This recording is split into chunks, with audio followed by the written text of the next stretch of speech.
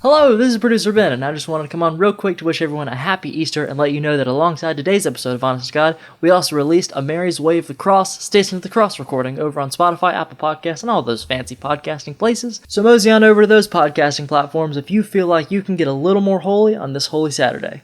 Thanks so much, and enjoy the show.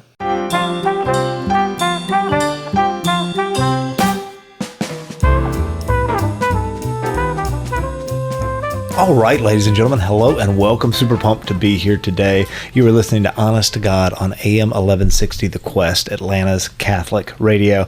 And we got a great episode today on finding God in all things. We got some returning guests. We got Patrick, we got Miriam, and new to the table is Dan. Pumped to have you, Dan. We got producer Ben, as always, in studio.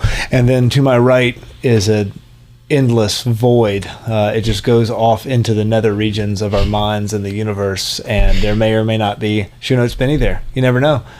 B''N''I show notes right here in studio today. Super excited to have you, or not. So with that in mind, we're going to open with a prayer. Anybody want to volunteer to lead us in prayer?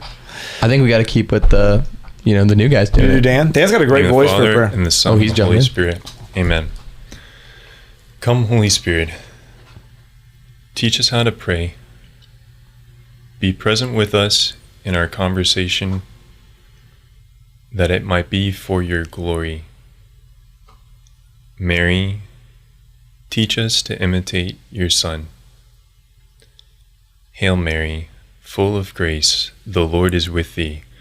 Blessed art thou among women, and blessed is the fruit of thy womb, Jesus. Holy Mary, Mother of God, pray for us sinners now and at the hour of our death. Amen. In the name of the Father, and the Son, and the Holy Spirit. Killed it, Dan. It's better than mine. Beautiful. Better than mine. Fantastic. It might have been better than yours. Yeah, it was solid. Yours was fine. It was just kind of like off the fly. It was so good that it distracted me from the Lovecraftian beasts that may or may not be appearing in the void. All right, I'm sorry. I'm done with the show notes mini jokes. But anyway, I'm really excited about this episode. You guys just owe us one quick fact. Dan, you got 5 fun facts for us real quick? Anything about you? Help us to know who Dan is. I have a master's in philosophy. I spent 4 years in seminary. I founded a young adult ministry called Abide Catholic Young Adult Ministry. Abide Catholic Young Adult Ministry. That's based in Kennesaw, and it serves 4 parishes. I am 85% Irish. Mm-hmm. I play the piano and sometimes the organ, and I'm a computer geek. Wow. Cool. Love that. Producer Ben likes computers. You can tell because of his glasses. Yep. The glasses. It's true. That's what does it. Yep. that's entirely rational. I like it. Well, but you told me another fun fact, or we were discussing another fun fact right before we aired. Do you remember what that was? It's the most important fun fact. I subscribed to Honest to God on YouTube. That's important. Immediately before the show, so that it wouldn't be a lie when I did this bit. Okay, yeah. Yep. Oh, fantastic. And if you have not subscribed, please make sure that you subscribe down below. What do they say? What do the cool kids say, Ben? Be sure to smash that. Smash that subscribe. Smash it. Yeah. Smash like it, button. Obliterate it, Yep. drop a bomb on it. You might have to cut that out. Just like that no tip button. Yeah. Some of y'all do. Yeah. I'm going to take the Matt Walsh approach to asking people to subscribe and not ask and just demand it. If you're listening right now, you have to subscribe. Do it now. Hit it now. Yes. Like we know you see it. We did that big red button. I don't feel It's like there. I'm nearly big enough of a deal for that to work, but so let me couch that by saying we really, really appreciate it. Thank you so much. We appreciate all of our listeners. We do. Especially that guy in Qatar. Mm-hmm. We just ran our stats, and then we got one dude in Qatar who watched Really? Wow. 20 minutes of one episode. Yeah, big shout out to that guy. Not Qatar itself, but that guy in particular. Yeah, big fan. All right, Miriam, what you got? Give us one. One fun fact is that yesterday I spent 12 straight hours studying LDS doctrine. We should do an episode on the Church of Jesus Christ of Latter-day Saints. I think we should. I have a lot of opinions on that. We love our Latter-day Saint. We love our Latter-day Saint. I was going to say we love them, but that is not we're not agreeing on doctrine. But some of the best people I've ever met have been members of the LDS Church. Great people. Yeah, totally. Patrick, what you got? Yeah, I didn't found a ministry. Definitely did not get into LDS, but I just started fishing again, and that is my fun fact. Oh. Get outside, guys. It's good for your health. Hey, real talk right now. Forget about the fact that we're on air. Do you do like river fishing up in the mountains, or are you mostly on lakes? Or? No, man. Just like pond fishing, Dude, come trout fishing with me. Little spawn's coming on. I got 3,000 feet of river frontage up in Pickens County. I'd like to welcome you all to the section of the show where John Henry makes a connection for something he wants to do outside of the show. I am literally leaving this episode today to go get my truck and then drive and chase turkeys because today is the turkey opener in Georgia. So Wow. very excited. Youth opener was last weekend. My 9-year-old daughter really wants to get a bird, so that is my plan. Nice. And I'll use that to segue to me and John Henry are going skydiving soon. We are skydiving. That is your fun fact. We've been talking about that for a couple of years. Like out of a plane or and then one of those two? No, dude. Like legit from a plane. I was about to say. We're jumping I love that. towards the ground. Yep. Wait, actually? Yeah. Is that where you're strapped like butt to butt? Or? I don't want to talk about that part. Not butt to butt. You know what I'm saying. Yeah, no, I understand exactly what you're saying. And I am going to say, I've said this on the show before, my only problem with skydiving, the only reason I haven't done it is because I don't like the fact that I have to be in one of those like onesie baby carrier things on a guy's chest. And but I can get past that. My bigger problem is that the guy behind you always, when you take pictures, is always like, yeah, woo, yeah. And he doesn't care. And you're like, he doesn't care. He feels the exact same way that I feel when I like sit down to check a transcript to send off to a college. Like, this is his job. He does it every day, right? And so I'm going to tell the guy I'm going to tip him more if he just looks deadpan into the camera the entire time and looks bored out of his mind. And I'll do all the cheering and screaming and happy and scared, whatever. We'll see. I mean, but I don't want him to. It's kind of a game time decision. You might be scared. So let's dig into today's topic, which is finding God in all things. And I was actually really interested. We were talking earlier about what each of you sort of brought to the table in that regard, because I was going to kind of wing the episode and just see where we went, but I didn't realize how qualified all of our guests are today. So let's talk about it. I'd love to start with Dan, actually. Yes. Dan at the right hand of myself over here, which is super exciting.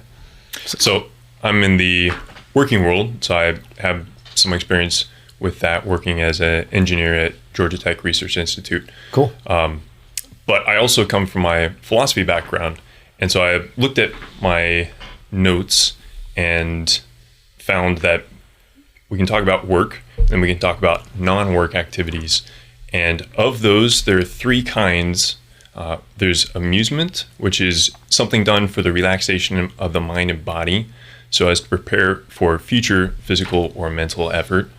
There's exercise, which is physical effort for the sake of bodily or psychological health, and by extension, mental effort, like in chess. So that would include, the first sense would be sports. Right. And then there's leisure in a specific sense, which is freedom from work for the sake of contemplation. That is an activity chosen for its own sake that has no direct useful end. Because anything that is useful is for the sake of another thing. Can you give us an example of leisure? Gregorian chant, prayer, studying philosophy. Studying philosophy is not useful. There's no, I can know it and it enriches my life. It gives meaning to my life, but there's no direct use of philosophy. Sure. Like there is learning a programming language. I can make money with that. Right, right. Oh, no, that makes a whole lot of So sense. it's like specifically just for your enjoyment and also like enrich your life, but like not in a really like physical way. Is that kind of Yes. same page? So of the ends of the human person that are specific to the human person, there are two, at least the way that I would look at it. One is to live in society, which is to say friendship, which would include friendship with God, and that's what prayer is. Okay. And then there's also to know the truth, and specifically the highest truth, which is the truth about God. That would be philosophy and theology. Right. So those are the two powers, abilities of the human person that are specific to the human person, which are intellect and will, which intellect has the end of knowing truth, and the will has the end of loving the good. So loving the good, you do that par excellence in the context of society, that is, in building up friendships. There's nothing, in a sense, a true friendship, Aristotle makes distinctions between the kinds of friendships. Sure. There is a friendship kind of like these distinctions. There's a friendship for the sake of amusement, like I go out and go golfing with people. Right, yeah. There's a friendship which is a useful friendship, which is I have friends at work and we do work together. And then there is the highest kind of friendship for its own sake, which is I don't use these people for anything. I just enjoy being with them. Right. And to be in a relationship with people, that is, in a sense, the highest kind of loving the good. And particularly to be in relationship with God and to know and love him. That's good. Yeah. That's really good. So, but like talking about like adoration or something like that, I might have said this last episode I was on, but like talking about wasting time with him, it's not really like wasting time. You shouldn't always come in with like a regimented prayer, but simply just like being there and being present. Is that kind of what you're going on? And like just saying like, I'm just here to be in God's presence. Like that's more of like a leisure activity, but in that friendship with God, because it's literally just, you're not using him for anything. You're not just saying like, oh, like I just want these things and I'm not really willing to listen to you, but like also having that time to kind of like contemplate God and, just be with him. Absolutely. Yeah. Wow. Absolutely. Yeah, does that hierarchy, I mean, I assume the answer is yes, but does that hierarchy of friendship apply to God? Because I've seen in my own life sort of graduate from, I don't know if I ever had that friendship that was ordered around amusement with God, but absolutely from a utilitarian sense, right? The sort of cosmic Santa Claus, right? Viewing God not as a father in heaven, but a grandfather in heaven who just wants me to be happy and give me treats and all those things. And that seems to be sort of our common, how a lot of us view God. And speaking for myself, not for anybody in this room, but does that hierarchy apply to God as well? That hierarchy of friendship and relational, sort of our relation with God? I think you could see it that way. I think the line between the amusement kind of friendship Right. And the useful kind of friendship gets a little blurred because when I ask for things, those things are usually useful. Right. But yeah, certainly it's not a bad thing to ask God for things. But if that's the entirety of my relationship is asking for things, then that has become a useful kind of friendship. Sure. That's not the highest kind of just appreciating and loving God for his own sake. Right. No, that's beautiful, man. I want to do an episode on friendship. That's really good. Yeah. And it's something that, and I've said on the show before, I don't think that I had a real friend in my life until I was probably in college, and I started to actually understand what it meant to be friends. I had lots of people that were friendships for the sake of amusement, for going out and chasing girls or drinking or whatever it was, right? But it took a long time in my life before I had this sort of dawning moment of, I don't have real friends, right? Wow. Because this is what a friend is, and I need to that moving past the friendship of utility and moving into an actual friendship where I love them for their own sake. That was a big light bulb moment in my life. Wait, so just to confirm, like I'm kind of like still wrapping my mind around this, like, so your relationship with God could be in all three of those categories, like in certain percentages. I'm saying, like, not exact, or is it more like you should order that relationship in the highest good? And like if like, I'm trying to say, like, I don't really.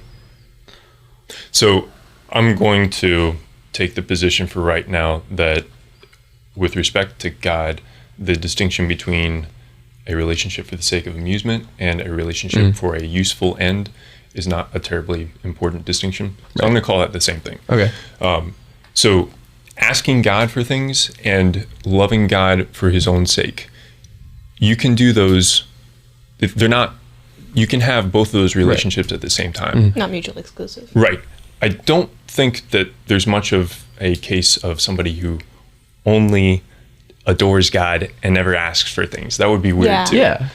But I do think that there are people who just ask God for things and don't appreciate him for his own sake. Oh, 100%. Okay, I understand what you're saying now. Yeah. Well, I can kind of think about times in my life when I had a relationship with God that I might now say that it was a relationship of amusement, right? In that I felt good being able to discuss apologetics and win arguments, and I felt good receiving the sacraments, and it made me feel good for self. But maybe that's use, right? That might be going back to use as well. No, that's super interesting. I could spend forever talking about it, but I do want to hear what Miriam has to say. Oh, it's interesting because it made me think of this one sermon that my pastor gave. I go to St. Francis de Sales. This was a sermon by Father Austin. He's very heavy on liturgy in his stuff, but he had this one sermon on the Eucharist that was so powerful. It stuck with me since he gave it. And he was talking about how God loved us so much that he gave his entire self to us, but we tend to keep coming to God for things that he gives us and not for himself. He's saying, I want you. I'm giving you myself entirely. This is me. I'm giving myself to you. I love you so much. And we're being like, yeah, we like you, but also can you like give us all these different securities and comforts and all of these other things? And he said, why am not I just enough for you? Why cannot I be enough for you? Why don't you want just me? And I was like, whoa, it struck me in the middle of Mass. And I was like, oh my goodness. Like, it just gave me a very different perspective of like, when you're friends with someone and you have that like level of closeness with them, you want to have that point where it's like you don't get anything out of it necessarily. You're just really enjoying each other's presence and loving that person for them, and applying that to God and being like, why don't I just love God for who he is instead of what he can give me? It just kind of blew me away for a minute. Yeah. Well, if we're going to define love, right, as loving another for their own sake, right? Yeah. I think that gets in there. But what I don't think you're saying, but what I think can easily be misconstrued as is, I need to forsake all other goods entirely. No, right? yeah. And I don't think that's what you're saying. And actually, I think it's a good segue for this to get into Patrick and some of the other things that I want to talk about in this episode, which is, we can love God through all these other goods that are good, but they are good in that they're a reflection in some way of the ultimate goodness, which is God. Exactly. I think that gets to the heart of what this episode is about. And I think like sometimes when you're asking God for things, it's not always like that is like saying that you're placing, like you're trusting him to know that like he has the power to do that. And it's kind of like in a way, like you're almost glorifying him because you're like, I trust you with this. Right. The only reason I would ask you is because I know that you can do something and I trust you, and I think it has to come at the end of the day. Like you should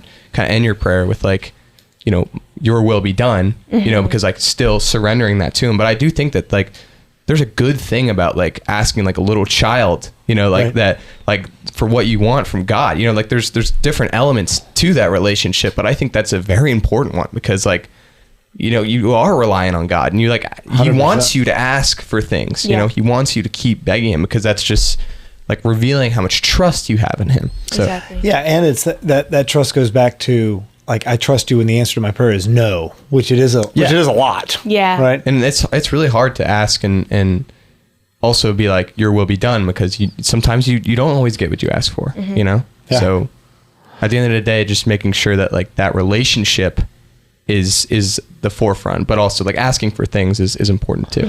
Well, let's get a little less heady is not the word that I mean, but it's the one I'm going to use. And I'm interested, Patrick, in you getting into a little bit of. You said you wanted to talk about some sports and some things like that, and in regards to finding God in all things. Those are absolutely things that are a little more tangible for us. Yeah, sports are awesome. And first of all, I just want to say that kind of our society has made sports into something that it's not. I think it would fall more into the leisure category. But for some people, it like just completely takes over their identity. And I'm totally guilty of that too. Like, however I did in baseball, and baseball is a very failing sport, which I'll get into that in a minute, but it affects me way more than it should, and like my identity was kind of built on that. And you were really successful in baseball, right? And got a scholarship for baseball. And I mean, I want to make everybody clear that we're not talking about Patrick sitting on a beanbag watching MLB and like highlights on YouTube. That was not his investment in baseball. I played high school baseball. I played travel baseball. Pretty much my life revolved around baseball and my identity kind of revolved around that too, which is, it's also important to know that like, in sports, it teaches like us a lot of virtue too. And one being, especially in baseball, humility. Because you can get 3 hits one game and then you feel like you're the man. And then after that, it's like you strike out 3 times. You're like, what happened? Sure. I think God really had a sense of humor when he made sports, because it's like, at the end of the day, it like really teaches you humility. But it also like when you put your identity in that, these things can really hurt you. You know, like if you do bad, like you're like, oh crap, like I'm, you know, I identify with this, so it's bad for me, you know? Well, let's talk about it positively though, because I want to hear the positive things, because I am guilty often of just pointing angrily at a lot of things that we do in society and saying that's bad, and we put too much of a focus on that. And what I think I ought to say is we put the wrong focus or the wrong emphasis on that, because there's so much good in it. There are so much good things about sports, and it really is. It is totally a way where you can even evangelize, but it's just having fun. Like God really wants you. Like a lot of people say that like God really wants you to have fun. God really, really wants you to be happy. You know, you're not going to get everything you want, but he wants you to have fun. He wants you to have these leisurely activities that you look forward to, you know. As long as you know, maintain that relationship with him, he loves that, like, you're committed to this sport, or, you know, it doesn't have to be sports, but sports for me, in my personal experience, he really, and he can reveal himself to you, like, through that. And even some of the deepest conversations I've ever had with people, or have been in the baseball dugout when I'm, you know, taken, and I really think it's, you know, the actions that you do during sports and how you can react to things. You know, it shows a lot to people. And like I said, those conversations in the dugout have been awesome, because you can really, you know, while you're, you know, locked in on the game most of the time, you should be. If you play baseball, you should be. But yeah, it can really, you know, help you and just be happy and facilitate those good conversations. I feel like we're at war a lot of times in our minds by these physical pleasures and things that we really enjoy, right? Like baseball, there's a proper way, rightly ordered, for us to enjoy baseball, and then there's a really inappropriate way. And we can apply this to anything, right? Yeah. How do you keep yourself oriented towards the good in doing something like baseball or any sort of sport or hobby or whatever? I think that just comes back to like putting it in the right place. You know, putting it like not putting your identity as you are a child of God, and that is your identity, but you're doing these things for fun. Like reminding yourself why you're doing these things. You know what I'm saying? I don't know if that really touches on that, but putting that in its rightful place. Right. And I think so sometimes, like I said, in society, like you can just, like, it's so much pressure put on like school and put on like sports or music, and it has to kind of be ordered correctly. And then once it's ordered correctly, it's so beneficial for you. So that's kind of what I would say about that. Yeah. I recently, for probably the first time in my life, I've really gotten into a sport, which, I mean, I've probably never mentioned it on the show before, that I rock climb. Big athlete. Yeah, but it was kind of like a magical moment when I really started getting, not good wouldn't be the word, but proficient. When I started becoming skilled in this thing, which was that I found that I started becoming more connected with my person. Like I was always, like, everything that I've been doing was always very, like, it was making videos, or it was playing video games, or it was doing all these things on the computer. But for the first time, I was able to have this physical connection to the world around me through this sport. Oh, cool. Yeah. And so I think that is something that sports gives us this inherent ability to do, which is to use the bodies that we have. And it comes right back to us being corporeal beings. Yeah, exactly. And that's okay. It's a good thing. It is, yeah. We're able to train these things that we're not meant to sit around and just consume all day long. We're meant to use our bodies, we're meant to use our bodies to create things, to create good pieces of art, but also to experience the world around us. And I think sports and outdoor activities and just things like that is an amazing way to do that. Yeah, it's not just like encouraged, you know, it's like, oh, if you have to, or acceptable, but it's like encouraged, you know, like God wants you to do these things because he made you, like you said, as that kind of being, and being outside, and all these things are so good for you. And I think that kind of comes back to the physical and the spiritual connection, and how those both are very important. You have to take care of both. 100%. Yeah. Miriam or Dan, what are your thoughts?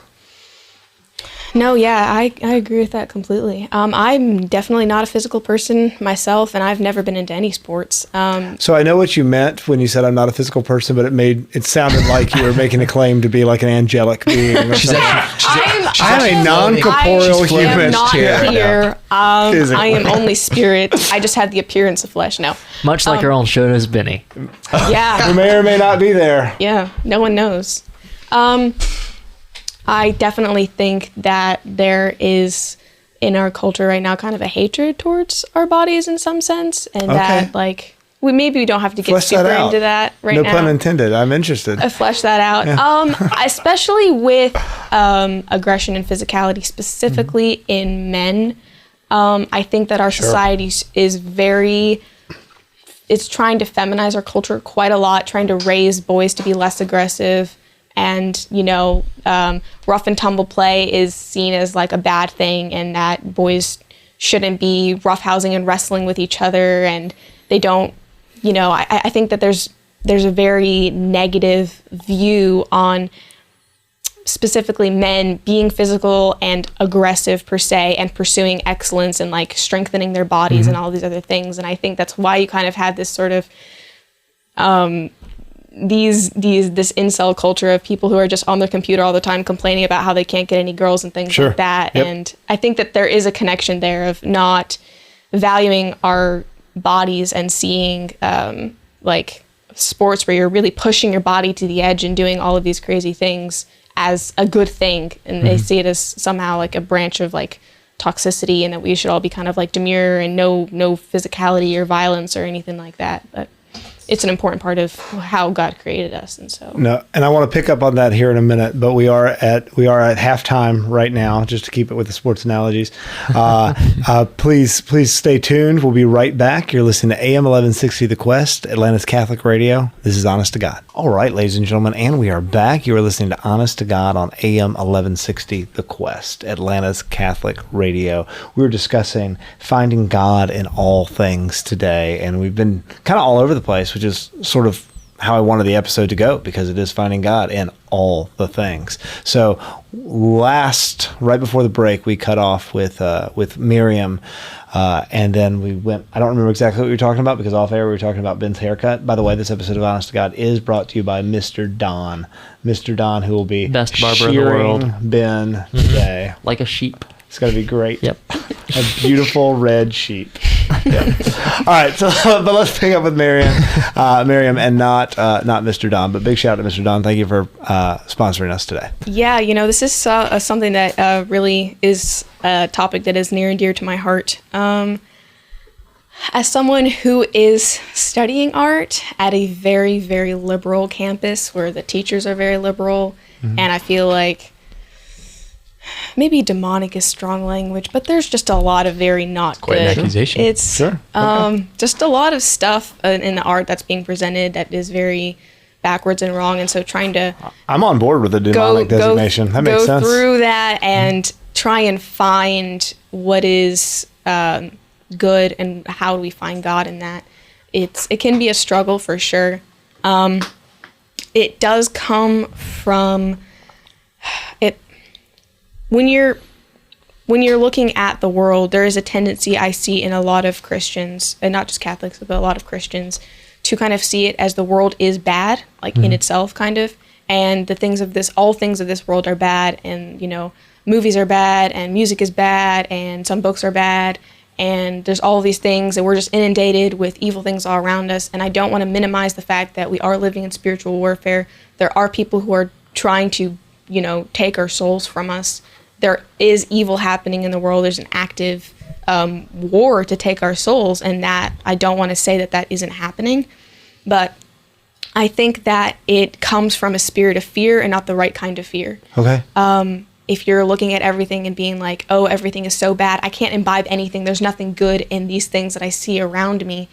And I've seen it a lot in Christians where it almost gets to a point of superstition where they're saying, I can't look at these things, I can't listen to these certain things, I can't watch these certain things, even though, I mean, in the church is no official teaching on it, so they're just kind of being afraid of the things that there are around them. And I mean, the way that I think about it, there's this one passage in Philippians when Paul is writing, he says, finally, brothers, whatever is true, whatever is noble, whatever is right, whatever is pure, whatever is lovely, whatever is admirable, if anything is excellent or praiseworthy, think about such things. And I don't think he's saying only think about those things which we have designated as holy. I think he's saying in everything, see what is good. Look for that. Try to find it in all things. Well, I said this a long time ago on an episode, but I was having a conversation with a buddy of mine who used to be in this like black metal, literally satanic band, right? And we were having this discussion, and he was saying, my conversion started because I realized that even despite our lyrics and despite all these things that we were doing, just putting music in a way that is ordered and trying to make harmony and trying to do these things, that was a reflection of something that was good. Yes. And so even in that awful, we were putting out all this trash, right? But there was this goodness that was in it just by virtue of it being music. Yes. Dan. One of the things I really appreciate about having studied philosophy is there's so much power in being able to see good in whatever medium, whatever form it's presented. So I can have a conversation with an atheist who, despite any misconceptions he might have about God, is still pursuing the good, and I can affirm him in that. And the same in art. So that's very powerful, something I appreciate about studying philosophy. No, 100%. What else did you have, Miriam? I'm sorry. I mean, I think that I've seen, again, I see this attitude a lot with Christians where they'll be like, oh, I don't listen to that kind of music, or, oh, I don't watch this show or read that book. And you know, in some cases, like, it's a matter of prudence. Sure. And it's, if you are in good conscience, you could not watch or listen or do those things, and absolutely fine, don't do that. What I see a lot of people doing is trying to make those claims applicable to all Christians or all Catholics, and they're saying this is bad if you're doing that. But it all comes from looking at the objective world and seeing how it affects you, and they say that affects your soul. And I kind of want to drive this point home. I mean, Jesus literally spoke about this. He said it's not what goes into a man's mouth that makes him unclean, but it's what comes out of his mouth. So the things of this world can't affect your soul spiritually unless you let them. It has to be. And so ultimately, if you have a relationship with God, there's nothing in this world that can change that. Sure. There's no song that you could listen to. There's no book that you could read. There's no movie that you could watch. If you have a relationship with the Lord, and I'm not saying like, oh, you can just do whatever as long as you have a relationship with the Lord. That's not what I'm saying. Is if you have that strong relationship with the world, you don't have to be afraid of it. There's nothing to be afraid of. Well, I think prudence absolutely does come into that a little bit, and I'm going to butcher a quote that was, I learned it from Scott Hahn, but I'm sure some saint said it better, 1,500 years earlier. But in essence, what he's saying, and this isn't reinforcing your point necessarily, but it's in the same vein. He says that in every sin, right, things that are literally objectionable, right, on their face, right, that are objectively evil, there's still a striving for good. Yes, that is why that sin exists. Something like pornography or some horrible distortion and perversion of it, those sins are still, there's a you're still pursuing there as the sinner something that is good. There's no such thing as evil for evil's sake. Evil is evil because it distorts what is good. Right. No, that's beautiful. Yeah. Thomas Aquinas would say that evil is not a thing. Right. It's the lack of a thing. So sickness is not an entity in and of itself. It's malformed health. And lying is bad truth-telling. Right. So, yeah, Thomas would say that if you sin, you're still seeking what you perceive to be a good, because by definition, you can't not pursue at least what you perceive to be good. Yeah. It's what we call the first principle of practical reason, which is do good and avoid evil. And what is good? Good is that which is desirable, that which we seek by definition. Right. Yeah, I teach a bunch of high school students, and it's always a fun mental exercise where I say, I pick somebody in the class and I say, do something other than the perceived good. Do it right now. And you can't, because it's impossible. And they do all these things like throw a pencil at me or something. And I say, no, you're doing that because in the moment, your perceived good is trying to do something other than the perceived good. That's the only reason why you did that thing, because it's impossible to do something other than what you perceive to be the good. Yeah. If Father Smith is watching, he'll be proud of me for mentioning this, but in my confirmation class with him, he put a very heavy emphasis on the bonum apparum and the bonum verum. So apparent good and true good. Right. And there is a difference, but we're still always striving for what we believe to be like. He used the example, I think, one time, thinking like, oh, you have a whole pizza to yourself. It seems good at the time to just eat the whole thing, but that's a very bad idea. Right. But it still seems good to do it. You're not doing it because you think it's bad. You might even do it in spite of knowing that it will affect you poorly later, but you're still like, well, feels good to me now. Right. Yeah. So, no, but I think that being able to, that understanding of even sin comes from a distortion of what is good. If we have that view and not just saying that certain things are intrinsically evil, which there are some things, but that it's a distortion of what is good, then you can even look at something like, I don't know, maybe a really terrible Hollywood movie with a horrible agenda and whatever, and you can pick out what is good in that. Maybe even with the emphasis on, oh, everyone, needs equality or whatever. It's like, all humans have dignity because they are made in the image and likeness of God. This is what I enforce to so many people when they start talking to me about unfairness and inequality and people doing horrible things to other people. And I'm like, I agree with that. That's bad because I believe in the intrinsic value of every human life. And I really stress that, but I'm letting them know that I agree with their perceived good. Now they have a different sort of idea of it. It's not quite right, but I'm saying you're on the right track. What you really desire is this belief that you are intrinsically valuable because you're made in the image and likeness of God. That's awesome. That's what were you really going to say, Patrick? Yeah, I kind of wanted to, this is a question that I had, and since you're into art, so I recently saw a story about a guy or a teacher that got fired because the statue of David I saw has Right. genitals in it, if you want to call it that. David had genitals. What's It's the name of this episode, Ben. No.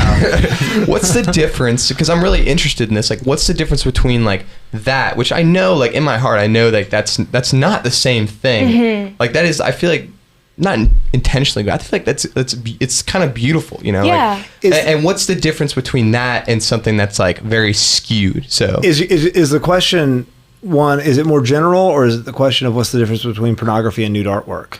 Something like that, or what's the difference between like beauty and art? Like, what are the characteristics of that versus like kind of something that's not? You know what I'm trying to say? Sure. I mean, we could kind of go off on that tangent of, but I just want to hear your thoughts. That's a really difficult question. Yeah. It does get pretty dicey. Is it more like intentions? Like that's what I would say. It's intention. I think that art should strive to convey something transcendent, whether small or big, but it has to be, there is a way for art to be rightly ordered.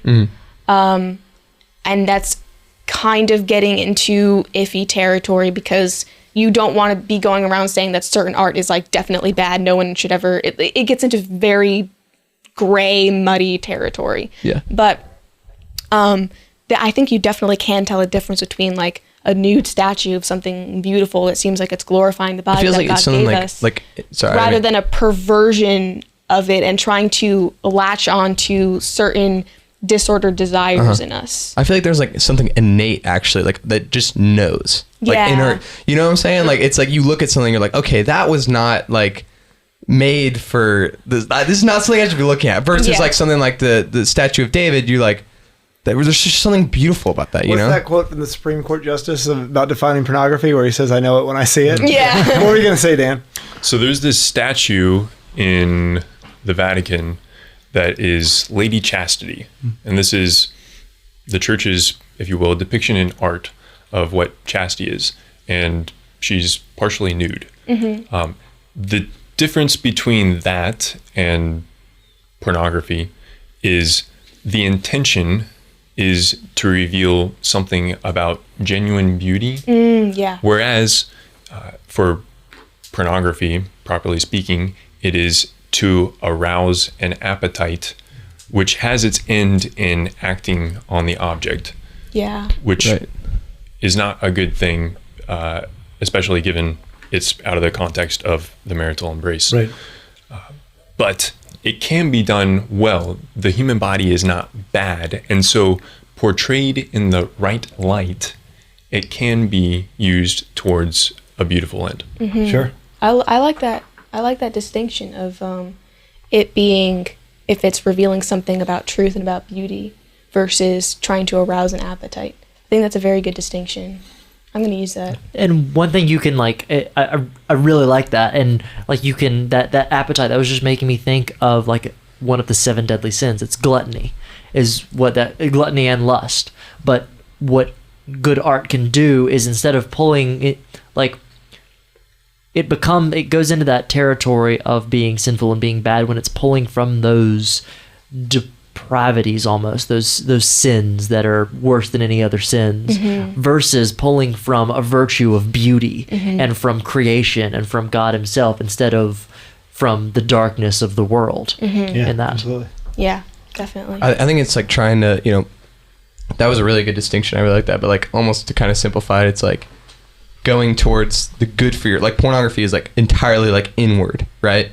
Like and don't get me quoting C.S. Lewis on pornography again. I think I've done that in like half a dozen episodes. But yeah, it's got a great one. But and some like there's just some like innate beauty, like that's not about like just you know what I'm saying? It's not, you're not trying to like, it's like almost like you're receiving versus like taking, if that kind of makes sense. That makes perfect sense. And this is why I make the distinction of it being transcendent, if it delivers something of transcendence.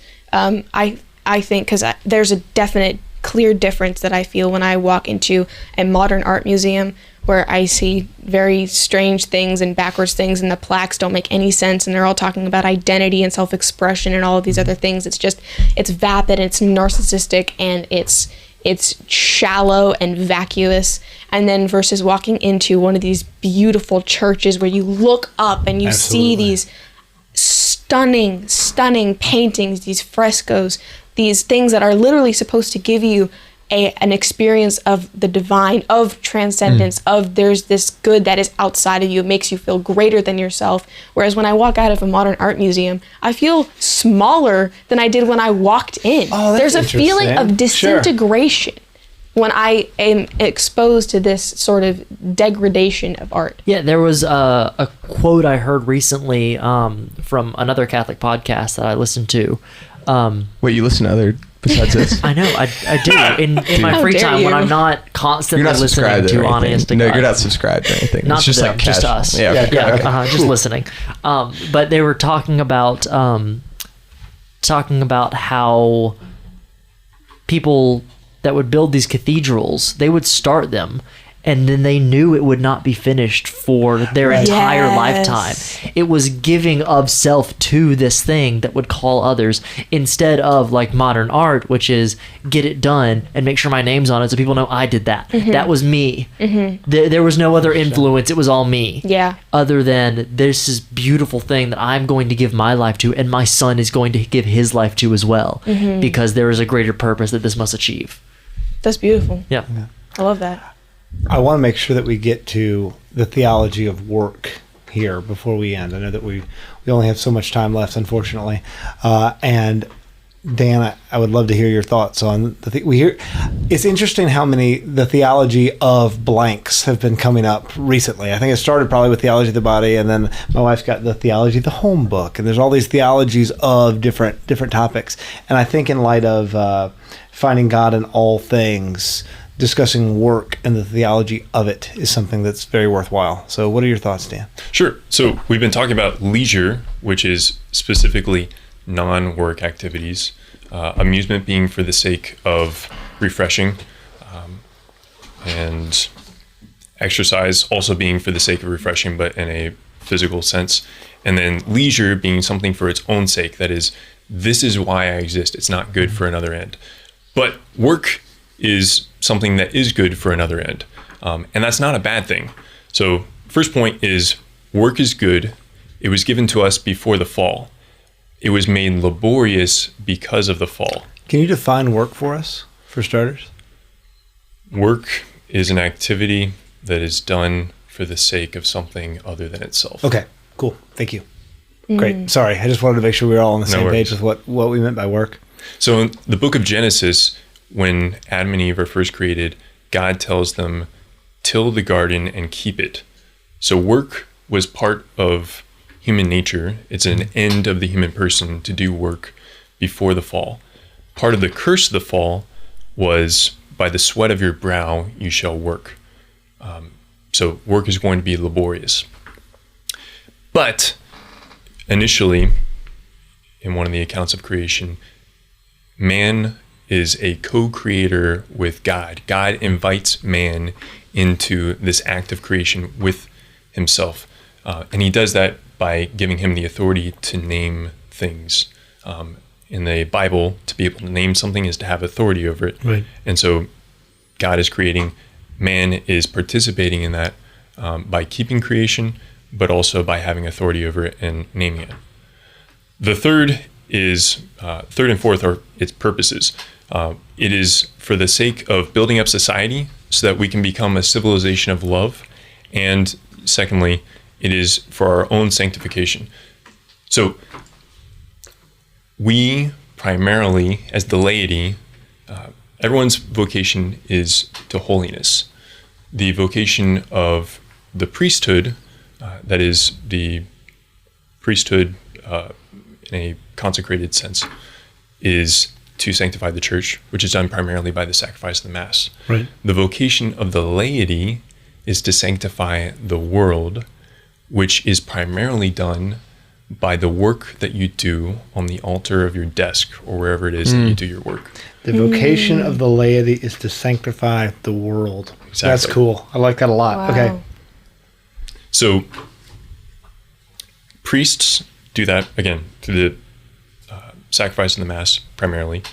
But we, the laity, are called to go out and bring the goodness that we have received in encountering God in the liturgy out into the world where priests and religious will never be able to go. Okay. And to What- bring that goodness there. What does this look like practically? Like, how do we apply this to actual work in our lives? Well, Yeah, how do I sanctify the world on the altar of my desk or my plow Yeah. or my whatever it is? I say a quick Hail Mary every time that I sit down to work, asking God to use my labor for his glory. And in fact, there is a partial indulgence every time that you do work for the sake of God's glory. You can offer Regardless that, of the work. regardless of the work, you can offer that for the souls in purgatory. It's not a plenary indulgence, but it is a partial indulgence. So whenever you're doing something that's really hard that you don't want to do, you can offer that as a sacrifice. And then in the Mass, liturgically, we take that in the collection of money that happens. Where did you earn that money?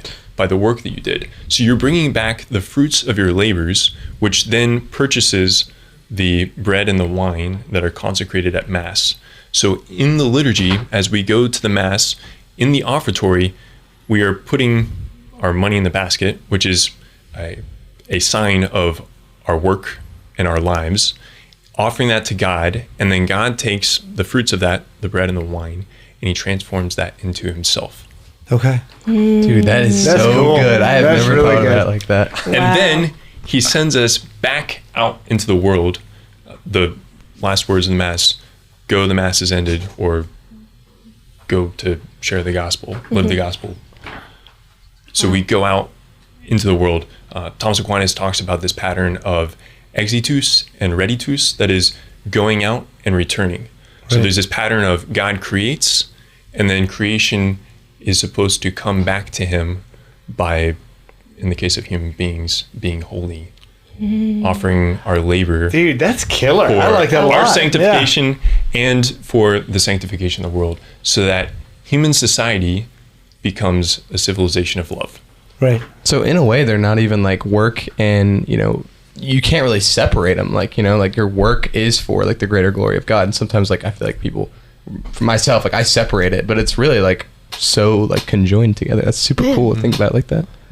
Yeah, it's just the whole concept is is so obvious, right? Yeah. But so difficult. And I think that we probably just get muddled up in the details of life. If I'm an accountant and I'm pushing papers around all day and everything, the idea of that somehow still being work that I am called to unite with others, the other laity, for the sake of the sanctification of the world, that's a really tough thing to understand in the nitty gritty, right? But when you say it like you just said it, it's just such a, obviously, no duh, of course, right?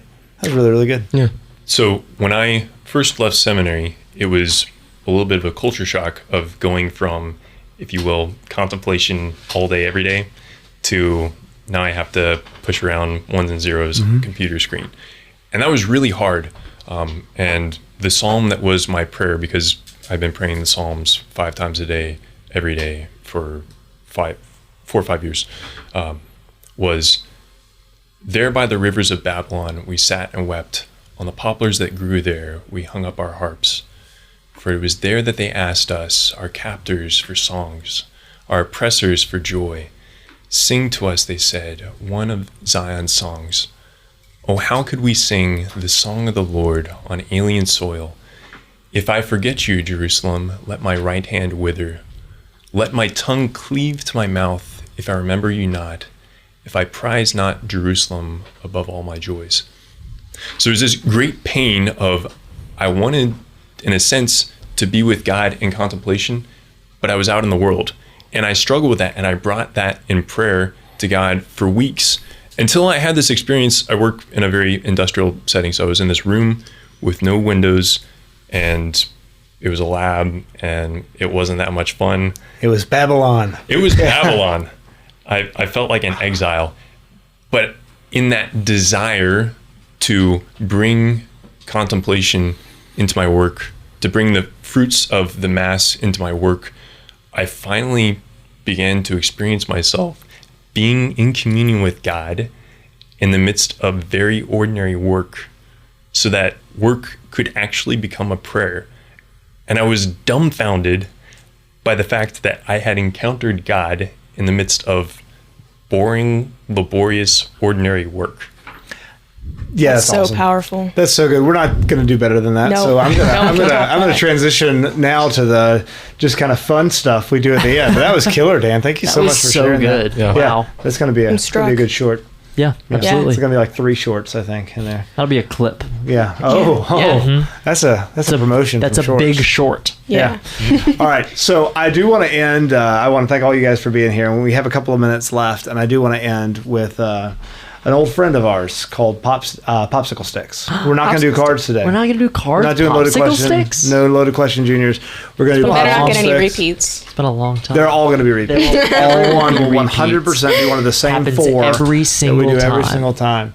I'm convinced But- that there are no more than 4 sticks here. It's just an illusion. We're going to own it, though. We're going to go through all of them. Yep. So read your question, answer your question. John Henry, I have gotten this exact one before.